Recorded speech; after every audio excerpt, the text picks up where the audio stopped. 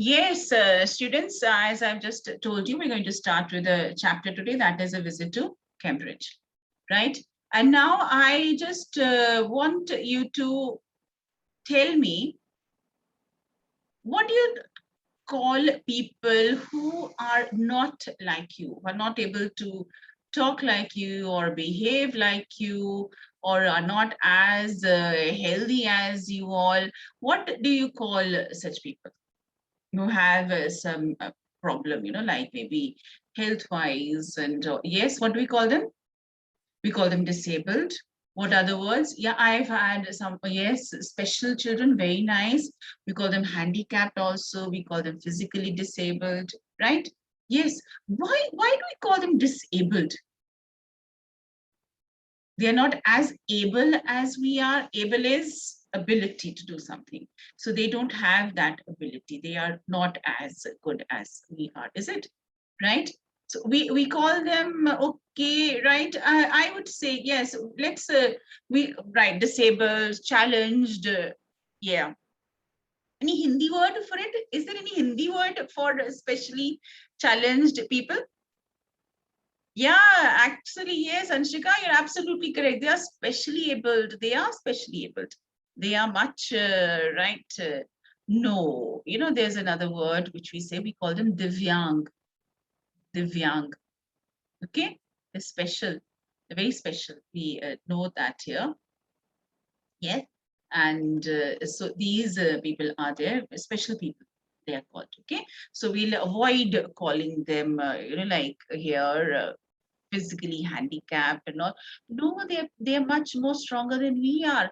Look at us, we have any problem and we go on crying and complaining so much, and these people are there dealing with all the problems in their lives. Okay, right? And they carry on with their work, and we read so many stories, about people who have some kind. What have I done? Okay, so they have some kind of a disability, or they're not as healthy as we are, but in spite of that they are able to survive, right? So we have them, carrying on with their day-to-day work. They're able to use their wheelchair, they're able to paint also, they are able to write books, they are such good speakers, right? And from the wheelchair they're able to manage their whole life. So we cannot call them in any way that they are weaker than us. Okay, and they have learned that, see, they have learned to adjust, they have learned to adapt, right? And yeah, but it is there. We have many people across. Yeah, Helen Keller is there. We have Stephen Hawkins. Yeah, we're going to read about him only, right? And we know about his contribution not only to the literary world, to the world of science also, and he has done that all, sitting in the wheelchair, right? So Helen Keller, she was deaf and mute and blind, and she did not give up. She wanted to learn. She learned how to speak, maybe not the way we speak, but she had some kind of words, some sounds that she was able to make. She nowadays, when we talk about the blind people, they have, like the Braille script, which is there, right? And for the people who are not able to speak, we have a sign language, isn't it, right? So you have here, and in fact, if you remember, I think so a couple of years ago we did our national anthem in that way also, with the, the national anthem, and with the special, like symbols and all also. It was so beautifully done. So it is here, like, and right, how can we make these people feel comfortable in our world? We think this is our world where only healthy people can live. So how can we make them feel comfortable? Yes? How can we make them feel comfortable? Can anybody tell me how can we make them feel comfortable? By treating them normally, very nice, giving them equal opportunities. Yes. What about our schools? How can we make our schools comfortable for them?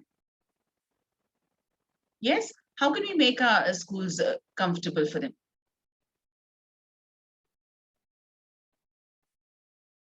Yeah.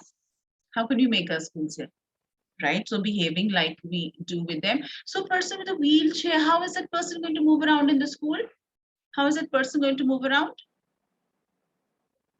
We can make space. There should be ramps.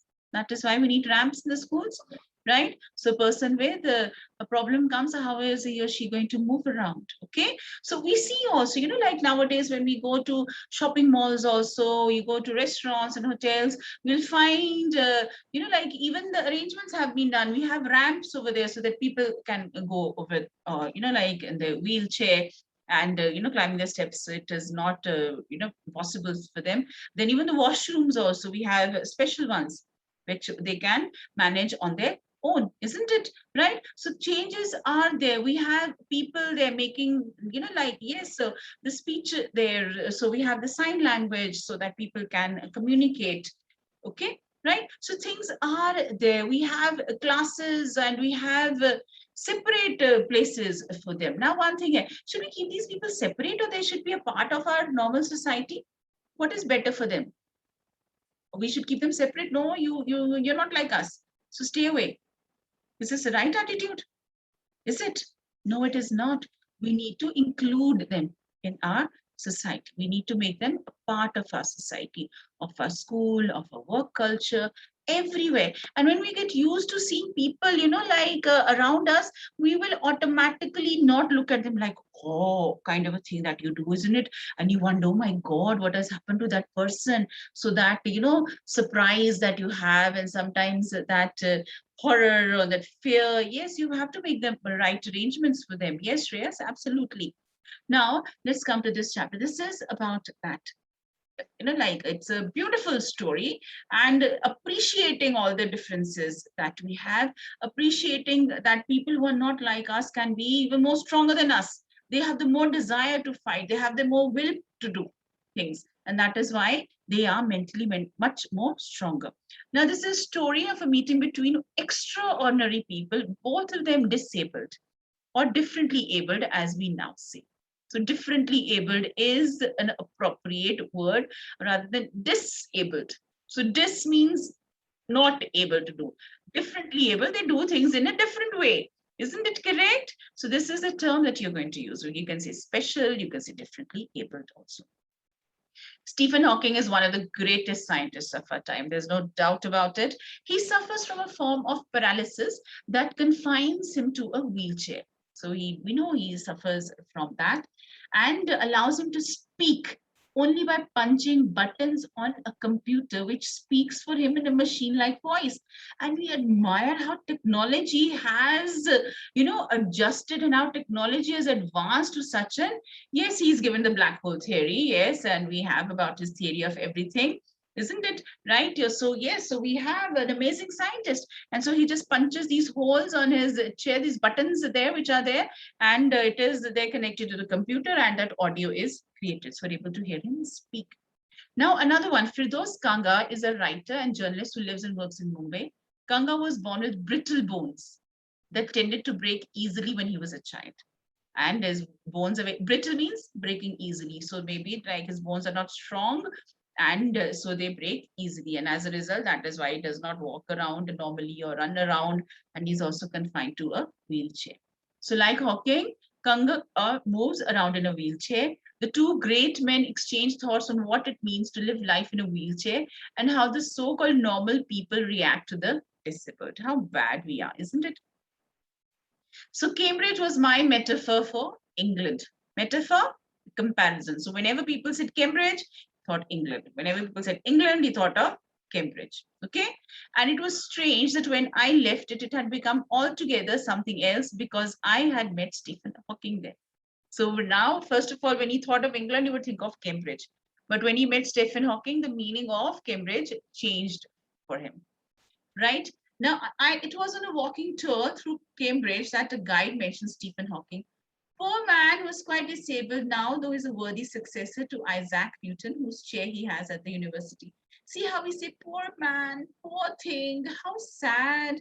These are generally the expressions we use when we talk about people with what? Disabilities. So is it right or is it wrong? No, it is not right to talk about people like this, right?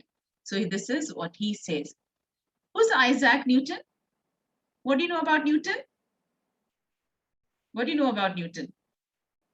What has Newton given us? Right? Yes. What did Newton tell us? He's given us about the. No, he did not give us the theory of relativity, Shreyas. He gave us the laws of gravity. And of course, the apple falling on Newton's head. How can anybody forget that iconic moment? Right? Yes.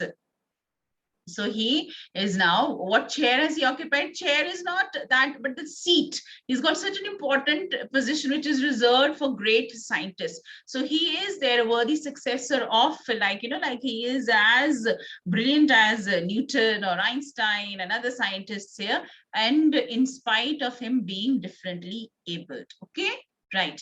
And I started because I had quite forgotten that this most brilliant and completely paralyzed astrophysicist, the author of A Brief History of Time, one of the biggest bestsellers ever lived here.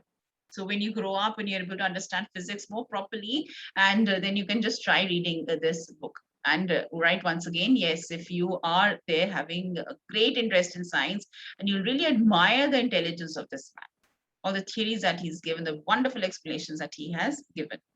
So when the walking tour was done, I rushed to a phone booth and almost tearing the cord so it could reach me outside, phoned Stephen Hawking's house. So he's been there, he's visited Cambridge, and he wants to meet Stephen Hawking. And he's just pulled the phone out of the booth because he can't go and stand there. How is wheelchair going to go inside? So there was his assistant on the line, and I told him I had come in a wheelchair from India. Perhaps he thought I had propelled myself all the way. So, right, with the wheelchair walking there, but he had, flown to England and now he's come to meet him. To write about my travels in Britain, I had to see Professor Hawking. Even 10 minutes would do. Half an hour, he said, from 3:30 to 4. So he said only for half an hour he's available, and this is right when you can meet him. So this is there, Stephen Hawking, and see he's there sitting in his very special chair, and this is him punching the buttons there, and that's the computer screen where his audio is heard with the words that he makes. And suddenly I felt weak all over. Why did he feel weak? Because of excitement. Growing up disabled, you get fed up with people asking you to be brave, as if you have a courage account on which you are too lazy to draw a check. See how beautifully it is written. And people, they always tell you, be strong, be strong. Is it possible to be strong all times? So he's saying that, you expect people to be strong always, as if people who are weak, they have to be strong. Even normal people, like healthy people, they also give up on their strength at times. They are not courageous at all times. The only thing that makes you stronger is seeing somebody like you achieving something huge. It's a motivation. You see someone like you, so someone who is, differently able like you see them working hard and you see them putting their best efforts. Then yes, if he can, so can I. It's a motivation. Then you know how much is possible and you reach out further than you ever thought you could. I haven't been brave, said his disembodied computer voice the next afternoon. I've had no choice. So he's gone to meet him and he really wanted to meet this man, right? Not only because of his intelligence, but because of his achievements, right? So he tells him that, see, his disembodied computer voice, because where is that voice coming from? It's coming from the computer, right? I've had no choice. So you just can't give up, like here, he said, people keep on telling me to be strong. And even if I don't want to be strong, I have to be, because I don't have a choice. Otherwise, I will not be able to survive. Surely, I wanted to say, living creatively with the reality of his disintegrating body was a choice. So he's made a choice. He's living that, right? And he's surviving with his body in such a condition. But I kept quiet. I felt guilty every time I spoke to him, forcing him to respond, because it's a difficulty for him to talk, right? And how he would like to say things, right? So making him, like respond to his questions. So he's feeling a little guilty. There he was, tapping at the little switch in his hand, trying to find the words in his computer, with the only bit of movement left to him, his long, pale fingers. So which is the only part of his body that can move? Yes, which is only part of the body of Stephen Hawking that can move? his fingers. And he's punching, the keys there and talking, and the sound is coming out of the computer. Every so often, his eyes would shut in frustrated exhaustion, and sitting opposite him, I could feel his anguish, the mind buoyant with thoughts that came out in frozen phrases and sentences stiff as corpses. So, like he said, I could feel that, like I could feel his pain, the way his words would appear, the way his sentences, like as if they're lifeless, without feeling, without emotions. Right. Yes, absolutely correct. Yeah, it's fingers. Now, a lot of people seem to think that disabled people are chronically unhappy. So, two things here that we think about disabled people. One is that they always need to be brave. Secondly, they're always unhappy. Both of them not necessarily true. So when we keep on saying that you have to be brave, you have to be brave, there are times when they are not actually brave. Okay. And here we think that because of their condition, they keep on feeling sad. They want to feel sad. They want the world around them to feel sad. And everybody coming and talking about that, how unhappy they are. No, they are not. I know that's not true myself.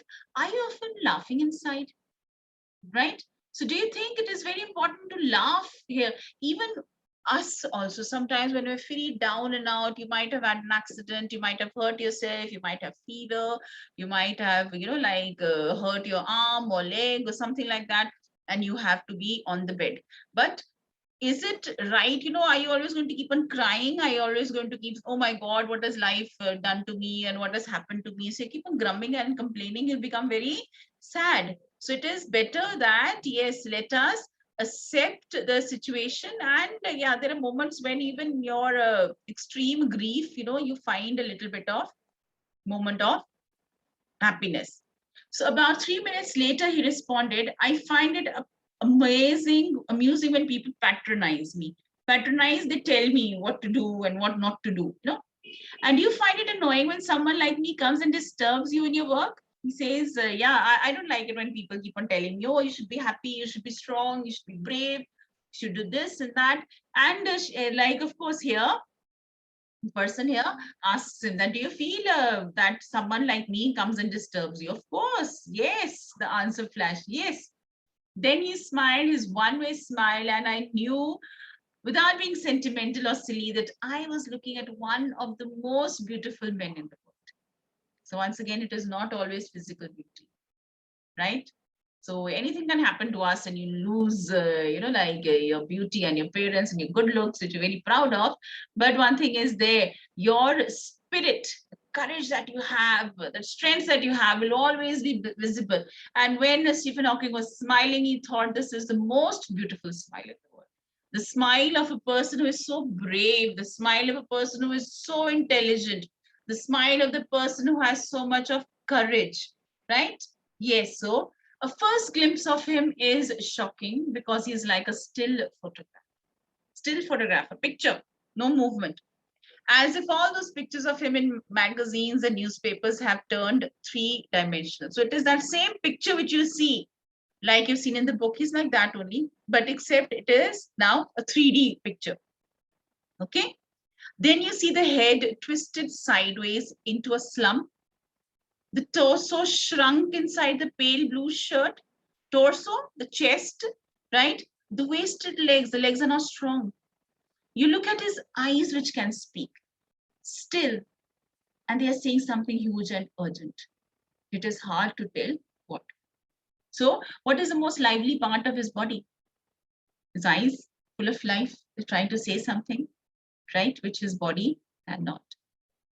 But you are shaken because you have seen something you never thought could be seen. You've seen Stephen Hawking, right? You've seen him here. You've seen him on the pictures. You've seen his photographs. But when you look at him, he's just like his photograph, just a three-dimensional photograph.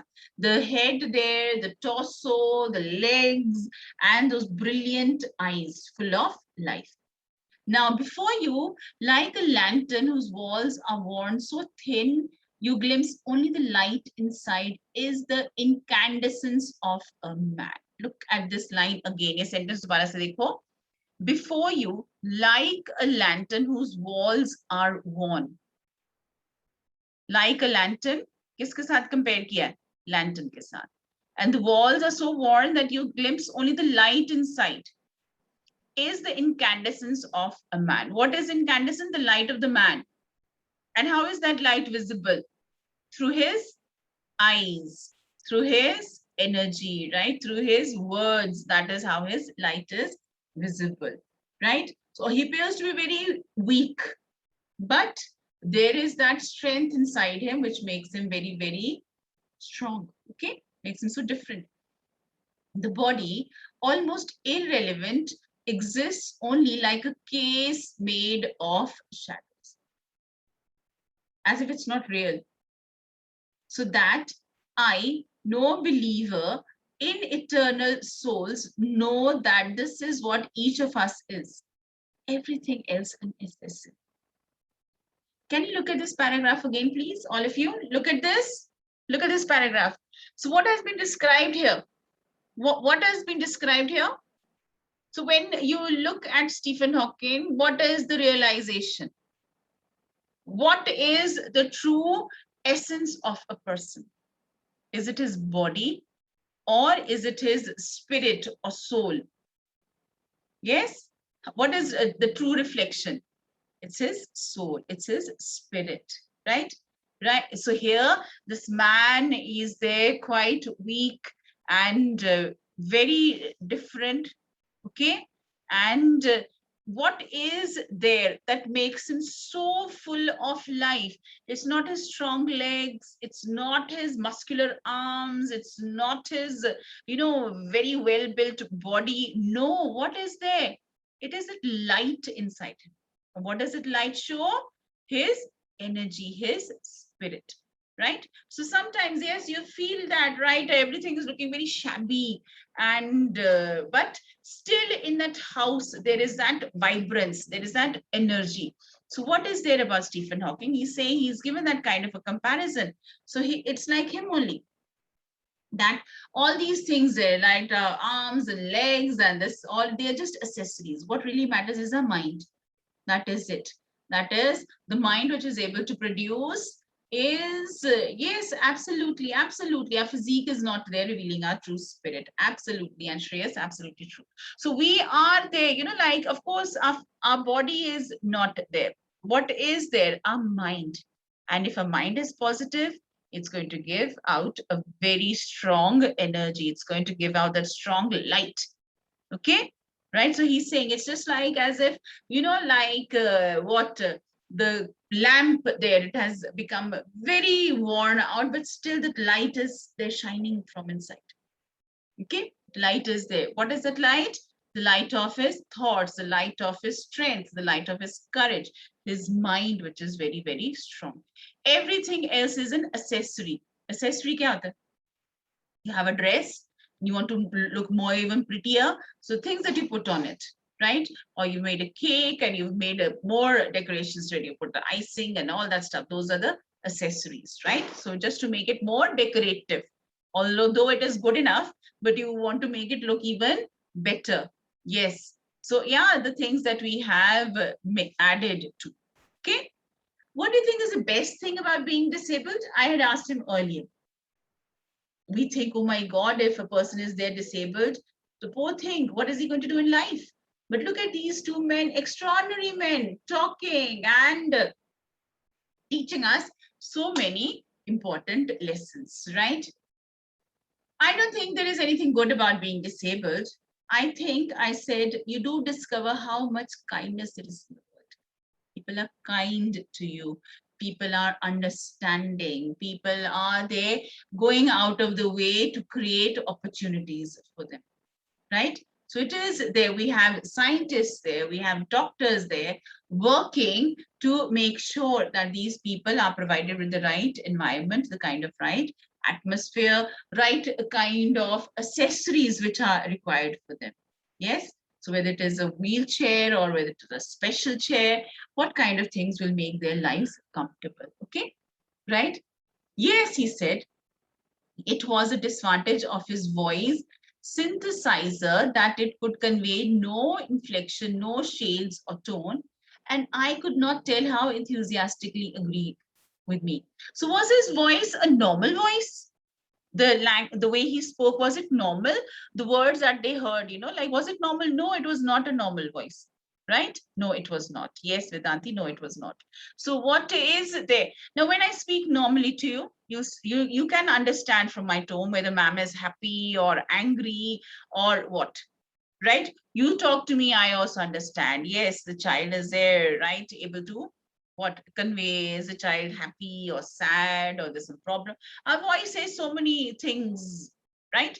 So the way we speak, so sometimes the tone is low, no, right? No, yes, all that, no? Right? So our rise and fall of our voice as I speak, and I'm speaking in a sentence also, it might, sorry, sentence also, it might rise and fall, our voice. But what about his voice? No, there was no feeling in it. And with the rise and fall, what is conveyed? Our emotions are conveyed, our feelings are conveyed. But here he had a very mechanical voice. He had a computerized voice, which would not have any kind of feelings there, right? Yes. And so he could not tell about the feelings which were there in his voice. So every time I shifted in my chair or turned my wrist to watch the time, I wanted to make every one of our 30 minutes count, meaning he wanted to utilize the time for the fullest. I felt a huge relief and exhilaration in the possibilities of my body. How little it mattered then that I would never walk or even stand. So he's there quite happy, like, yes, with his body. And right, but right now he wanted to make the best use of the time that he is there with the scientist. I had told him how he had been an inspiration beyond cliche for me, and surely for others. Did that thought help him? So, like, there are so many things that we have heard so many times. Oh, right, you are there, an inspiration for me, and things which are commonly said. And so commonly sometimes that we forget to believe them. We don't actually believe them, right? Right, like when someone comes and says, oh, you're an inspiration, then there are times that you don't believe them also. So he has heard this so many times. Who has heard it so many times? Stephen Hawking has heard it so many times, right? And that he had been an inspiration beyond cliche. So it is not cliche for him. It is not something which he's just saying it for the sake of saying it. Okay? But he's saying it because he really means it. And surely for others, did that thought help him? So he's saying that I told him that, yeah, I believe in you, and you're inspiring. So does that matter at all? No, he said, and I thought how foolish I was to ask. Why did I ask him such a question? I wasted a minute. When your body is a claustrophobic room and the walls are growing narrower day by day, it doesn't do much good to know that there are people outside smiling with admiration to see you breathing still. Look at these lines. That his body is there just in this space. This is how he's spending his life, and every day it seems that some or the other, like, thing is there happening to his body, which will make his life even more maybe difficult. And you see people around him that see, in spite of all these there, and look at him, he's still alive and he's still breathing and he's still smiling. So he says, no, it is not very nice, to be an inspiration that way. Okay. And when your body is not there supporting you, when your body is not ready to help you, so it is not necessarily always a nice thing. So when you talk about these people here, right, so we'll continue in the class now. Okay, right? So what have we understood here? What have we read here? Can we just quickly tell me what it is that we have done?